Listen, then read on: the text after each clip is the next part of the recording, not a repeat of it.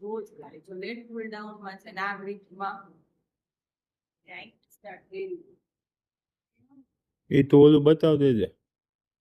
અહીંથી સ્ટાર્ટ કર્યું હતું. અત્યારે અહીંયા પહોંચી.